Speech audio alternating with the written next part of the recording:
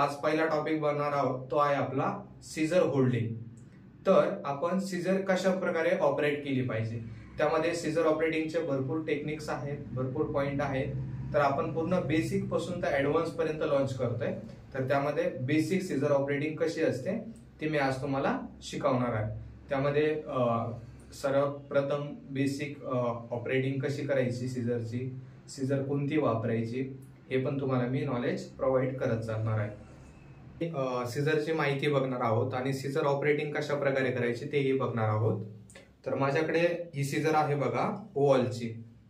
तर तुम्ही याच्यामध्ये स्टॅकची भेटती ती पण वापरू शकतात। ही थोडीशी कॉस्टली जाते अँड प्रॅक्टिस करण्यासाठी तुम्ही स्टॅकची जी सीझर भेटती ती घ्या। नंतर ज्यावेळेस तुम्ही वर्किंग करताय त्यावेळेस तुम्ही चांगल्या क्वालिटीची सीझर घेऊ शकता, जसं की वॉल असेल, आयकॉनिक असेल, या ब्रँडचं तुम्ही घेतला तरी चालेल। तर ती आपण कशी ऑपरेट करायची हे सगळ्यात पहिले बघा। तर हिला पिंकी म्हणजे जे आपली करंगळी असते ते रेस्ट करण्यासाठी पाहिजे बरं का। आता हे जे आहे ना तर ही फर्स्ट रिंग फिंगर मध्ये ठेवायची आणि आपलं इंडेक्स फिंगर आणि मिडल फिंगर हे फ्रंटला सीझरच्या खाली पाहिजे। पिंकी म्हणजेच इथे आपली जी करंगळी आहे ती रेस्ट झाली पाहिजे आणि मिडल फिंगर मध्ये सीझर पाहिजे। हात आपला असा पूर्ण स्ट्रेट पाहिजे। त्यानंतर हे जे सीझरचं पुढलं टोक आहे, कात्रीचं पुढलं टोक, ते आपल्याकडे थोडंसं मूव्ह करायचं आणि जे थंब ठेवतो ती जी रिंग आहे सीझरची ती आपल्याकडे थोडीशी डाऊन करायची। नंतर आपलं थंब ठेवायचा आणि अशा पद्धतीनं ऑपरेट करायची सीझर। हा असेल तुमचा प्रॅक्टिस झोन असा सीझरचा। तुम्ही बघू शकता माझ्याकडनं फक्त एकच ब्लेड ऑपरेट होतंय सीझरचं। आपल्याला ज्या वेळेला हे दोन्ही पण ब्लेड ऑपरेट झालेत त्यावेळेला केस कट नाही होत, स्लाइडिंग मध्ये पुढे येतात, बॅकचे केस कट होतात आणि फ्रंटचे केस जे आहेत सीझरच्या टोकाकडले ते मोठेच राहतात।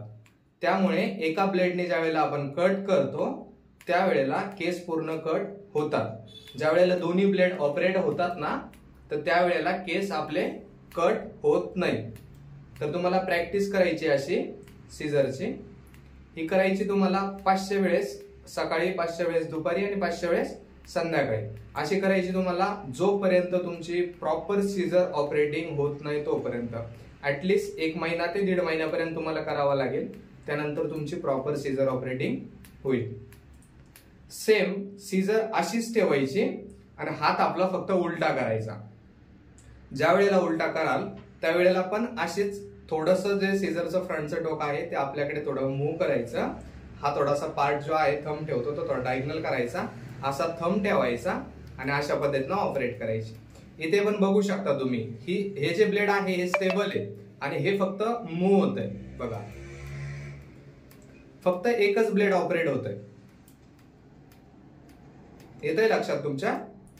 तर अशा प्रकारे पण आपल्याला सकाळी 500, संध्याकाळी 500 आणि रात्री 500 अशी 1000 वेळेस सकाळी, 1000 वेळेस दुपारी, 1000 वेळेस संध्याकाळी 1 ते 1.5 महिन्यापर्यंत अशी प्रॅक्टिस आपल्याला करायची।